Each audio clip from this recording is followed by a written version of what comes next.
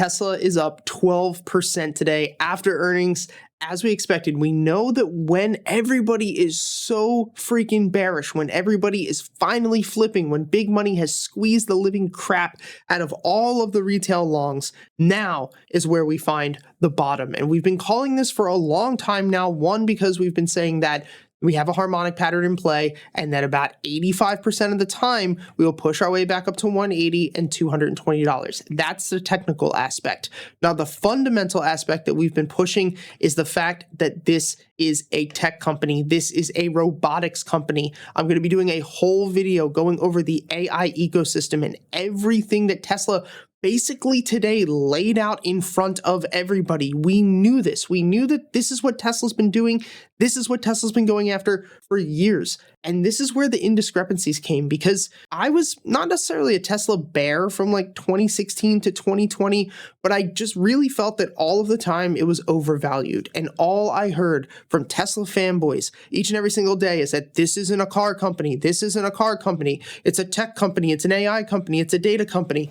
And I was always like, bro, well, like all of the revenue comes from basically cars. And if you look, big money, the dinosaurs, they are still looking at it using the metrics of a car company. But now that Tesla has basically laid it out in front of everybody, even though this was the plan the whole time, now that it's laid out in front of everybody, we're going to see everyone try to get into this bottom on Tesla now.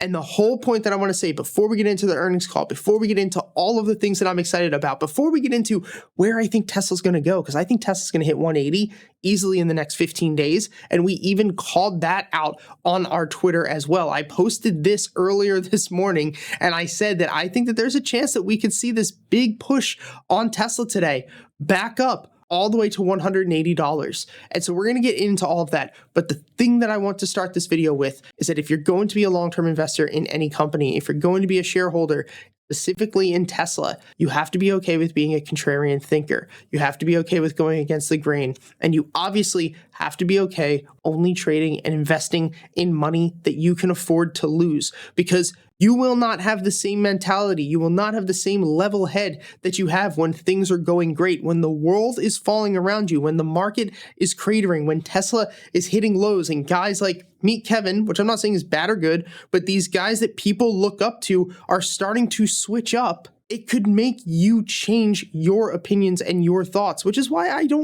love sharing this stuff with you guys, but I don't want to change your opinions. I don't want to sway your opinions. It doesn't do anything for me. What I'm trying to just do here is share with you guys what I'm doing every day and documenting my process. So let's get into the actual earnings, and then we're going to talk about how I think we're going to hit 180 pretty soon. So let's just start with some key things that everybody already knows. The number themselves were really bad. So revenue is down 9%. Stock overall is decreased 40% year to date so far before those earnings came out. Sales are obviously down. Demand is a bit down. Earnings per share was pretty bad as expected. Revenue is down as expected. Net revenue is down. And this is how you know that everybody still has no idea what the hell is going on, because everyone's like, oh, I don't get it. Like the stock's up 12% after hours, but these numbers are bad. Nobody cares about the numbers. That was baked in. These numbers, the demand, all of this is why the stock is down 47% in 118 days. Stealth money is not looking at that. We are looking to get in because we understand there's a massive discrepancy here, that we're watching big money, the ones who can move the stock, judging this by old, outdated metrics that, yes, as of right now, are driving the company, but we're all looking at the future here. We don't care about what's necessarily happening at this moment, other than can the company stay in business? That's first and foremost. But let's get into some of the things that are more important here, right? The first thing is that Tesla is planning to begin production of a new affordable electric vehicle. This is what we were hinting at in yesterday's video, which on X has over 100,000 views. So if you guys are not following me over there, that's the way that you get all of my instant trades and information and everything important there, because on YouTube, I just post one video a day and it's usually Tesla, whereas over there, I post everything. But in that video, we talked about how Tesla's goal and initiative, and it's going to be pushed even heavier now in the next couple of years, is to get a vehicle in the hands of as much people as they possibly can, whether that means they actually create a vehicle that is cheaper and mass produced, or they create a better Tesla Model 3, which we're going to talk about, and that's what they're doing, to get the old Model 3 users into new cars, therefore getting the old fleet into the hands of people who were they can actually get them in those cars. I don't want to go too deep into this aspect right now because we are going to touch it much further in this video, but a lot of you might be asking, well, why does Tesla care if on the secondary market that fleet gets into new hands? And the reason for that is that even though they're not going to make money on the front end or the back end of the sale, where they're going to really get the value is from the data of the person driving the car, using the car, potentially purchasing FSD, and getting real-time updates. Tesla's energy division saw a revenue increase of 7%, which we didn't even go over in that video yesterday, but we're going to go over that in the ecosystem detailed video tomorrow. But the energy aspect of this company is another massive part. Tesla also recognized $700 million in deferred revenue from full self-driving features. I saw a lot of people on X/Twitter talking about this, and basically all it means is that $700 million in deferred revenue is just that they had previously collected this money for the FSD feature, but it hadn't actually been reported in revenue or earnings at the time of the collection. And this is because they didn't actually render the services or give the service, but they already took the money. So they can't put it on the balance sheet initially. So basically what happens is when they say that they are recognizing this amount, they're basically taking the money that they already had from the balance sheet, and then they're going to add it to a liability, which is unearned revenue on the income statement. That's all that really means. And then the next thing is that the company obviously went over major restructuring, cutting 10% of its global workforce. For a lot of people, they instantly get worried about that. For me as an investor, I think to myself that if you're a robotics company and you're trying to optimize everything and you're doing that to the best of your ability, then you really should need less labor. As much as like from a humanitarian standpoint, I'm not a fan of that. I would love for everyone to have great jobs and not, just give it all to bots and stuff. But at the end of the day, if you are getting better and you're getting a lot more efficient with your movements within the company and your operations, then you should need less people. So US production Model Y numbers reaching record highs in Texas though, and still Model 3 output in California did decrease, but this is because of the model update of the Highland or the Highlander. I forget what it's called, but it's basically the new Model 3.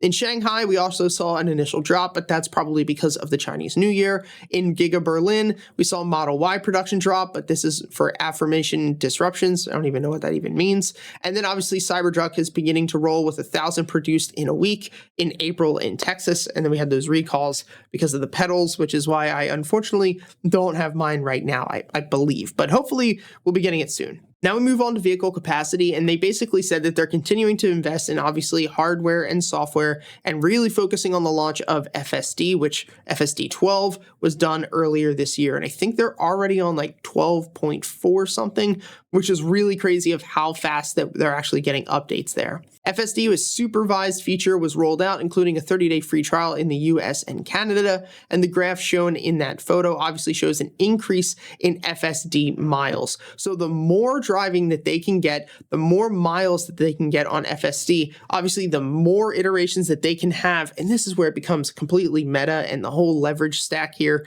just breaks to the upside.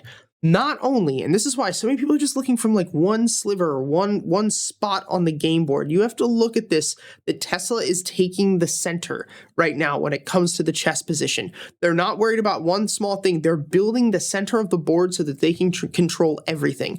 The more miles that are driven with full FSD obviously makes FSD better, but it makes their ride sharing app, which we're going to talk about in a minute, even better. So you have cars that you're getting into the hands of people. The people are driving those cars. You're taking that and making your robotics better, making your FSD better, making your product better. But then you're also running a SaaS company in that because you're using that software every month. You're paying that monthly fee.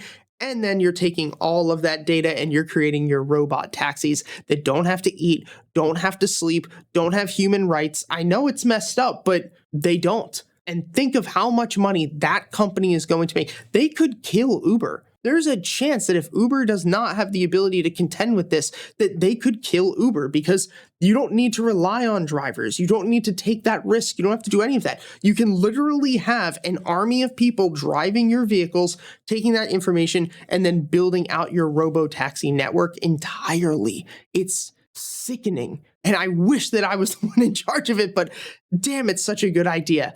And so you can see, obviously, the more cars that they get to people, the more FSD miles they get, the better that everything becomes, and the bigger competitive advantage that Tesla has amongst everybody else. Then the last part is going into energy storage, which we know the energy sector is another aspect that's really pivotal and important with this company. So in the energy generation and storage, there's a sequential increase year over year. Revenue for the segment grew 7% year over year, which is very good. And gross profit from services grew 25% year over year. And this was partially due to a reduction in vehicle prices.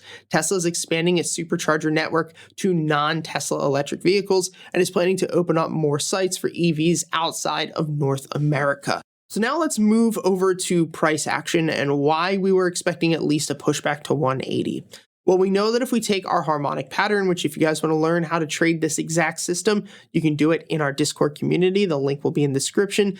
All of my current investments, all of my holdings, and all of our private indicators with all the settings and the courses teaching you how to trade our system. The link's going to be in the description. It's only $50 a month, but once we hit 1,000 students, which is probably going to be the beginning of June, it is going to go up to $100 a month for all new members. So save your slot now, and then you're just at that price forever, and you don't have to worry about any increases, because as much as I love doing this, I don't want to be the guy who is just selling a shit ton of courses. Like, I make more than enough money. I'm a phenomenal trader and an investor, and I can say that confidently that I don't have to sit here and sell some bullshit course just to like make money. And so if you want to learn how to actually run this, and so if you want to learn the strategy, you can go ahead and check it out in the description. But basically, this is a strategy that's looking for extremely oversold conditions. And so we have price that initially impulses back here on November 7th, all the way up to tap a high. We get a pullback down to this halfway point of this initial impulse, and then we push back up into a higher high. From there, we pull all the way back to make a lower low. Now, in most cases, we will find a bottom of an impulse and come back to test this 220 level. In this case, we didn't. We pulled back, sold off to a lower low, pulled back, sold off to a lower low, and now we're pushing back up into this 160 range. So I'm not really caring too much about this move back to 220. That is still on the table. But what I'm looking at short term in the next couple of months, probably at middle of May, is at least a move back to 170 and maybe 180. From this point, what I think will happen is that we can get this pushback to 180. We will probably pull back to test the 50 or the 61% on the Fibonacci, potentially create an inverted head and shoulders, and then gun maybe in the middle of June or July for that $220 level. Now, it doesn't mean that has to play out to perfection like this. Of course not. But we know that just historically, there is an 85% chance that we will pull back up to $220, which is why I've been continuing to hold my position, because our stop loss has yet to be. I mean, we've come pretty damn close, like really close, like within 0.5%, but still, we're sticking to our plan, and we'll see how this plays out. I hope that this video helped, guys, and honestly, from the bottom of my heart, whether I get love, support, hate, or trolling, I fucking love you guys, and I love doing this each and every single day, and I think that there was a piece of me for the longest time that really got kind of tired of just doing this, because all I ever wanted to do was talk about things that was not Tesla. And every time I made a video that wasn't about Tesla, no one really gave a shit. And what's funny is that I really never wanted to invest in this company long term, but making videos on this company for like the past year and then doing research on it on my own, I'm realizing that they're just not seeing what's actually happening. And the weird thing is that the right people are talking about this, but when the market's cratering, they really, and it's not like just believing in yourself. The trading and investing is not one of those things where you just believe you want it hard enough and you'll get it. It's like, no, if they don't navigate the company or the economy correctly, then it doesn't matter how much you believe. But when we're looking at what they're doing, when they're seeing that they're executing and sticking to what they're saying, we know that this was the plan all along. And so let's just see now if they can execute on it. I hope this helps, guys. I'll see you next time.